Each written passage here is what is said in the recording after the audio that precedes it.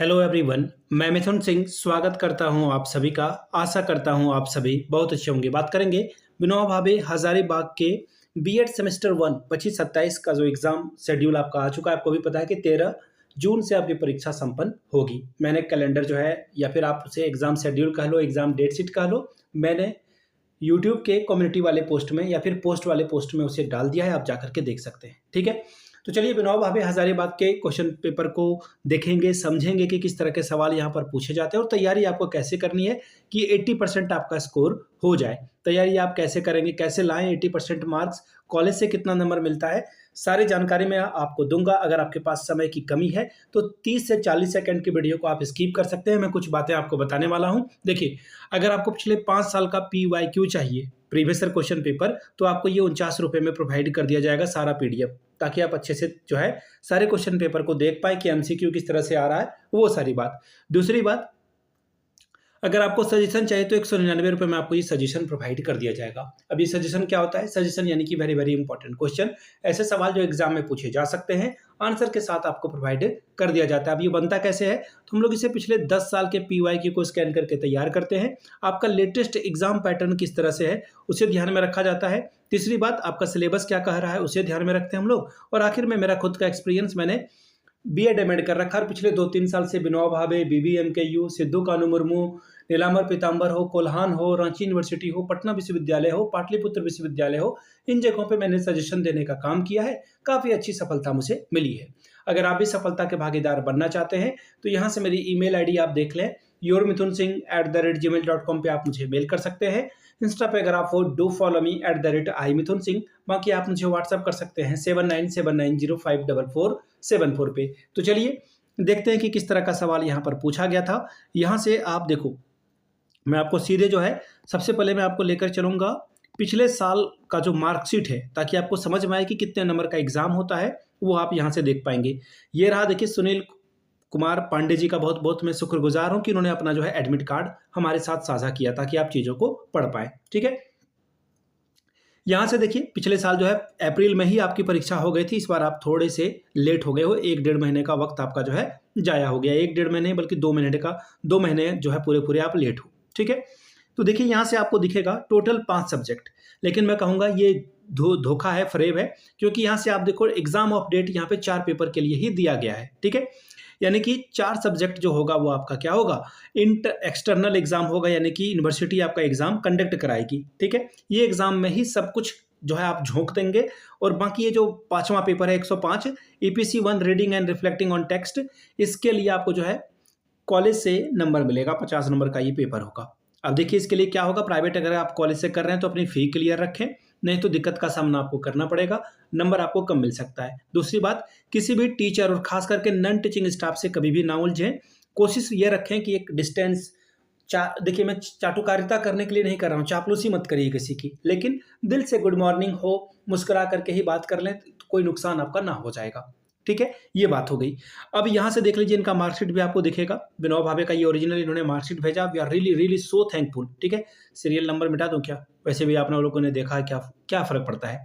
यहाँ से देखिए, पेपर 1, पेपर 2, पेपर 3 और पेपर 4 और पेपर 5 ये जो है कॉलेज वाला नंबर है। अब यहाँ से देखिए, जो पहला पेपर है आपका, paper number 1 childhood and growing up, आपको दिख रहा होगा। ये 100 नंबरों का पेपर है टोटल, लेकिन 80 नंबर का प्रैक्टिकल, 80 नंबर का जो है आपका एग्जाम होगा। ये एग्जाम आप देने के लिए जाओगे और इसी की तैयारी आपको जम के करनी है। क्यों भाई? क्योंकि यहाँ पे आपका 20 नंबर जो है MCQ में पूछ लिया जाएगा। 20 नंबर MCQ देगा, 60 नंबर आपका जो है शॉर्ट और लॉन्ग क्वेश्चन आपको देकर जाएगा। तो इसलिए पेपर 1 की तैयारी बहुत अच्छे से करें, क्योंकि ये 100 नंबर आपको देकर जाएगा। प्रैक्टिकल देखिए, प्रैक्टिकल में इनको देखिए जो है 20 में से 19 नंबर मिला हुआ है। ठीक है, तो ये बहुत अच्छी बात है। ठीक है, DMMTT कॉलेज जो है इनका है, और देखिए नंबर इन्होंने बहुत अच्छे से दिया है। दूसरी बात, आपका जो पेपर नंबर 2 है वो है कंटेम्प्रेरी इंडिया एंड एजुकेशन। यहाँ से आप देखिए, ये भी 80 नंबर का पेपर है और 20 नंबर का यहाँ भी प्रैक्टिकल होगा। इसमें इनको 18 दिया गया है, काफ़ी अच्छा नंबर है ये। ठीक है, अब ध्यान देने वाली बात है कि अभी आपने क्या देखा होगा एडमिट कार्ड में, वो आपको मैं दिखा देता हूँ एक बार फिर से। सॉरी, हाँ ये रहा एडमिट कार्ड ना इनका। हाँ, यहाँ से आप देखिए एडमिट कार्ड। तो यहाँ से आप देखोगे तो ये देखिए, पहला जो 2 पेपर है ना वो 3-3 घंटों का होगा। ठीक है, पहला दोनों पेपर आपका जो चाइल्डहुड एंड ग्रोइंग अप है और कंटेम्प्रेरी इंडिया, ये 3 घंटे का पेपर होगा और 80-80 नंबर का ये पेपर होगा। ठीक है, और 20-20 नंबर आपका जो है सिर्फ और सिर्फ एमसीक्यू आपको देकर जाएगा, ठीक है। तो इसलिए दोनों पेपर की तैयारी सबसे ज़्यादा करें, दिलो जान लगाकर करें। बाकी का जो 2 पेपर है, लैंग्वेज अक्रॉस द करिकुलम 103 वाला कोड और सॉरी, और सब्जेक्ट कोड जो आपका 104 है, understanding discipline and school subject, ये भी आपका देखिए 1.5 घंटे का ही पेपर है, यानी कि ये जो है 1.5 घंटे में आपका पेपर निपट जाएगा और ये 40 नंबर का पेपर होगा, जिसमें कि एमसीक्यू 10 ही आएंगे। मैं ऐसा नहीं कर रहा हूं कि दोनों जो आखिरी वाला पेपर है ये बहुत इंपॉर्टेंट नहीं है, लेकिन ये दोनों पेपर पे आप थोड़ा कम ध्यान भी दोगे तो आपका चलेगा, लेकिन पहले दोनों पे आप जो है बहुत ज़्यादा फोकस करें। अब अगर मैं खुद के एक्सपीरियंस से बताऊं, जो मैंने देखा है, या फिर एक डेटा में अगर आपको बताऊं, तो नंबर कहाँ से कम आता है, तो देखिए पेपर 2 जो है आपका कंटेम्प्रेरी इंडिया एंड एजुकेशन, ये एक्चुअली सिविक्स है या कॉन्स्टिट्यूशन ऑफ इंडिया की तरह जो है इसमें सवाल पूछे जाते हैं। कौन सा कमीशन था, जैसे कोठारी कमीशन 1964 से 66 तक था, इसने क्या क्या रिकमेंडेशन दी, क्या क्या काम किया, इस पे जो है सवाल पूछे जाते हैं। ट्राई लैंग्वेज फार्मूला क्या है, तो ये फैक्चुअल सवाल आपको यहाँ पे देखने को मिलेगा एमसीक्यू में भी, ठीक है। तो इसलिए ये ज़रूरी है। और दूसरी बात जो सबसे इंपॉर्टेंट वाली बात है, मैं आपको वो बता दूं, देखिए कोशिश आपको ये करनी है कि एमसीक्यू से टोटल कितने नंबर आएंगे। देखिए पहला पेपर से 20, दूसरे से भी 20 और आखिरी 2 पेपर के 10-10, यानी कि आप यहाँ से आप जोड़ दोगे तो ये 60 नंबर का आपका सिर्फ और सिर्फ एमसीक्यू से आएगा। याद रखिए, जो शॉर्ट क्वेश्चन आंसर और लॉन्ग क्वेश्चन आंसर है उसे आप सब कोई बना बना करके लिख लेगा, पॉइंट वाइज लिख लेगा, किसी तरह से भी लिख लेगा, वहाँ पे एवरेज मार्किंग होती है। कोई बहुत ही एक्स्ट्रा ऑर्डिनरी राइटिंग या फिर फ्लो चार्ट वगैरह बना करके वो जो है ठीक से लिख रहा है, उसको थोड़े बहुत नंबर आपको अधिक देखने को मिल जाएगा। लेकिन सारा खेल एमसीक्यू का है, एमसीक्यू ही आपको टॉपर बनाएगा और पीछे लेकर जाएगा। हालांकि सभी सेक्शन को देख करके जो है टॉपर बनते हैं, टॉपर कोई एमसीक्यू से नहीं बनता है, लेकिन एमसीक्यू बहुत इंपॉर्टेंट है। जो टॉपर बनने वाले हैं 60 में से मुझे लग रहा है कि उनको कम से कम 57-58 नंबर तो लाना ही पड़ेगा, ठीक है। यहां तक आपको बात समझ में आ गई, कोई नेगेटिव मार्किंग नहीं होती, इसको ध्यान में रखिएगा, ठीक है। तो ये हुई पहली बात। दूसरी बात ये आती है कि आप शॉर्ट और लॉन्ग क्वेश्चन कैसे करेंगे। जिन लोगों ने अभी तक नोट्स तैयार नहीं किया है वो सजेशन परचेज कर लीजिए। जिन लोगों ने तैयार कर लिया है बिल्कुल भी नोट्स परचेज मत करें, सिर्फ पीवाईक्यू आप जो है परचेज कर सकते हैं। अगर आपके पास वो भी है तो प्लीज़ परचेज मत करें, अपने पैसे को बचाएं और पढ़ाई में अच्छे से मन लगा करके 2 पेन लेकर जाएं, एक ब्लैक और एक ब्लू।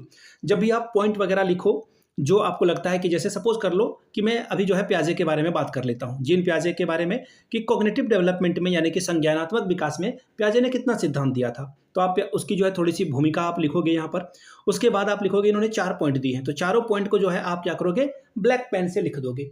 उसके बाद फिर से जो पॉइंट नंबर 1 आपका आएगा उसको आप फिर से एक बार ब्लैक पेन से लिख करके डिटेल में जो है आप लिखोगे। इससे क्या होगा कि थोड़ा पेज आपका भर जाएगा और ये सुंदर देखने में लगेगा। टीचर ऊपर से ही देख लेगा कि बच्चे को ज्ञान कितना है। आप अगर पॉइंट एक साथ लिख दोगे ना तो टीचर को पता चल जाएगा कि इसे नॉलेज है भी या नहीं। पूरा आपकी आंसर शीट को कोई नहीं पढ़ता, पूरे कॉपी को कोई नहीं पढ़ता है। ये मैं आपको अपने एक्सपीरियंस से बता रहा हूँ कि जब भी कोई कॉपी चेक करने के लिए बैठता वो पूरा कॉपी का वर्ड बाय वर्ड नहीं पढ़ सकता, ये असंभव है। इसीलिए अपने पॉइंट को बहुत ही दिलो जान से याद करके चाहिए। और जो आखिरी वक्त में जो है आ गए हैं और उन्होंने कुछ नहीं पढ़ाई की है, तो कम से कम भाई आप पॉइंट जरूर अच्छे से याद कर लें और पॉइंट को 2-4 दफ़ा पढ़ लें। ऐसा नहीं है कि बीएड बहुत जो है एमबीबीएस टाइप का सिलेबस है या ये क्वांटम फिजिक्स है कि ऐसे आप समझ ही नहीं पाओगे। बहुत अच्छी बात है, ध्यान में बस ये रखना है कि बच्चा के भलाई के लिए आप काम कर रहे हो। बच्चा है तो टीचर है, स्कूल है, इक्विपमेंट है, कंप्यूटर है, 4 दीवारी है, शौचालय है, या फिर रसोईया जो मिड डे मील बनाने के लिए आ रही है, सब कुछ, या सरकार जो काम कर रही है सब बच्चे के लिए कर रही है। तो बच्चे के पॉइंट ऑफ व्यू से आप आंसर लिखेंगे, आपको फुल नंबर मिलेंगे। लेकिन हाँ, आंसर से इधर उधर मत, गाना वगैरह मत लिख लेना। ये सब बेवकूफ़ी मुझे नहीं लग रहा है कि आपसे उम्मीद करनी चाहिए। खुद आप बैचलर्स हो, यहाँ पर बीएड वाले बच्चे सारे बैचलर्स ही हैं ना, तो इसको ध्यान में रखिएगा, अच्छे से लिखिएगा। और हो सके देखिए इंग्लिश हिंदी लिखने वाले बच्चे क्या होते हैं, कभी कभी कंफ्यूज हो जाते हैं कि सर इसका इंग्लिश वर्ड नहीं, मतलब हिंदी जो है वो बड़ा डिफिकल्ट है, समायोजन। तो आप वहाँ पे एडेप्टेशन भी लिख सकते हैं, कोई दिक्कत नहीं है। आप इंग्लिश वर्ड का भी इस्तेमाल बीच बीच में, इंग्लिश, ठीक है, बहुत ज़्यादा मत करना, नहीं तो फिर वो दिक्कत का सामना करना पड़ेगा। 2-4 वर्ड आप जो है बीच बीच में लिख सकते हैं, ब्रैकेट में भी लिख दो। अगर आपको हिंदी इंग्लिश दोनों आ रही है तो दोनों आप लिख सकते हो। ज्ञान का प्रदर्शन करना बहुत अच्छी बात है कि भाई आपको बाइलिंगुअल चीज़ें आती है, वो दिखाओगे तो वो बेनिफिशियल रहेगा, एक्स्ट्रा जो है इम्पैक्ट बनेगा टीचर के माइंड में। तो ये बातें मैंने आपको बताई। अब मैं अपने पर्सनल एक्सपीरियंस से बताऊंगा। आप क्या करें, सबसे पहले सारे पीवाईक्यू का फोटो कॉपी करा लें, ठीक है। पैसे 49 आप पे कर रहे हो, इसके अलावा भी मैं कहूँगा कि 100 रुपये आप जो है फ़ोटोकॉपी पे लगा लें। और प्लीज़ आप क्या करें, हर एक क्वेश्चन का, जैसे कि मान लेते हैं चाइल्डहुड एंड ग्रोइंग अप आपको यहाँ पे दिख रहा है, तो चाइल्डहुड एंड ग्रोइंग अप का 25 का तो पेपर आपसे नहीं है पूछा जाएगा, तो 2024 का, 23 का और 22 का 3-3 घंटे बैठकर अगर आप प्रैक्टिस कर लोगे ना, तो मैं आपको गारंटी बताता हूँ कि आपके 10 नंबर बढ़ जाएंगे। जब ही आप जो तैयारी कर रहे हो ना, उससे अधिक आपको नंबर बैठ जाएगा। और ये 3 घंटे प्लीज़ उठना मत, 3 घंटे मैं नहीं कहूँगा, रुकिए मैं आपको बताता हूँ ऐसा मैं क्यों कह रहा हूँ। 3 घंटे आपको एग्जाम हॉल में भी नहीं मिलेगा, आप 2.5 घंटे ही मान करके चलो, क्योंकि पीछे से आपके दोस्त, महिला मित्र आपको परेशान करेगी या करेगा कि भाई ये बता दो इसका एमसीक्यू क्या क्या होगा, पॉइंट प्लीज़ क्वेश्चन पे लिख के भेज दो। उसके बाद टीचर आएंगे या फिर मैम आएगी, तो वो क्या करेंगे, सिग्नेचर करने के लिए आपकी कॉपी ले जाएगी, या फिर आपके पीछे में कोई आ रहा है, कोई बात कर रहा है, तो उसको डांटने के लिए अगर आएगी तो आपका भी टाइम वेस्ट होगा। आप इधर उधर घूमोगे, किसी की कॉपी पकड़ी गई तो उसमें भी आपका टाइम वेस्ट होगा। तो मैं कहूँगा कि 2.5 घंटे की प्रैक्टिस करें, या फिर कम से कम मैक्सिमम आप 2:45 तक लेकर के जाएं, 2 घंटे 45 मिनट तक। 2.25 घंटे में आपको कॉपी लिखना ही होगा, 15 मिनट आपका जो है वेस्ट हो जाता है। मैंने बीएड किया है, एमएड किया है, मैं आपको पूरे एक्सपीरियंस के साथ ये बता सकता हूँ। 2 घंटे 45 मिनट में अगर आप लिख पा रहे हो तो ठीक है, नहीं तो फिर आपको दिक्कत का सामना करना पड़ेगा। ये ध्यान में रखिएगा।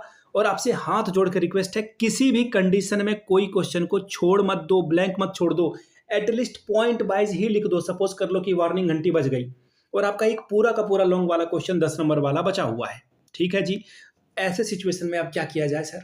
कुछ नहीं करना है, गहरी सांस लीजिए और पहले भूमिका लिख लीजिए, सारे पॉइंट लिख दीजिए एटलीस्ट, ठीक है। कॉपी अगर आपकी छीन ली जाती है तो कम से कम पॉइंट भी लिखा हुआ रहेगा कि भाई बच्चे को लगता है कि समय की कमी थी इसलिए इसने कम से कम पॉइंट ही लिख दिया। तो अगर आप फेल भी करने वाले हो तो आपको कुछ ना कुछ नंबर वहाँ पे मिल जाएगा, अधिक नंबर मिल जाएगा। अगर आप अच्छे से पास कर पा रहे हो तो भी उसके लिए कुछ ना कुछ आपको पॉइंट के हिसाब से नंबर दे दिया जाएगा। तो इसको ध्यान में रखिएगा। मैंने आपको हर एक सिचुएशन में कैसे डील करना है, कैसे आपको तैयारी करनी है, वो मैंने अपना एक्सपीरियंस से आपको बातें बता दी। बाकी देखिए, लर्निंग हमेशा 2 वे प्रोसेस है। आपसे भी मैं कुछ सीख सकता हूँ, आप भी मुझसे कुछ ना कुछ जरूर सीख के गए होंगे इस वीडियो से। आपको लगता है कि कुछ और भी करना चाहिए, तो आउट ऑफ द बॉक्स आपके दिमाग में जो भी दिमाग में आइडिया आया, आउट ऑफ द बॉक्स कुछ भी क्रिएटिव आइडिया आया, तो नीचे कमेंट करके आप जरूर बताएंगे, जो मुझसे रह गया हो, और मैं आपसे सीख लूंगा। और आप अगर कमेंट करोगे तो उससे दूसरे बच्चे भी सीख लेंगे। तो आप नीचे कमेंट करके बताइएगा। बाकी मैंने ये सारा प्रैक्टिकल या मार्कशीट आपको इसलिए दिखाया ताकि आप चीज़ों को समझ पाएँ।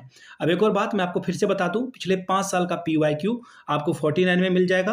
अगर किसी को और 8 या 9 साल का प्रैक्टिस करना है MCQ वगैरह, तो वो आपको 69 में अवेलेबल करा दिया जाएगा। दूसरी बात, 199 रुपये में आपको सजेशन प्रोवाइड कर दिया जाएगा, जिसमें PYQ इंक्लूडेड है। इसके लिए आपको पेमेंट अलग से नहीं करनी है। आंसर के साथ मिल जाएगा, हिंदी में चाहिए तो हिंदी में, बायलिंगुअल चाहिए तो बायलिंगुअल आपको दे दिया जाएगा।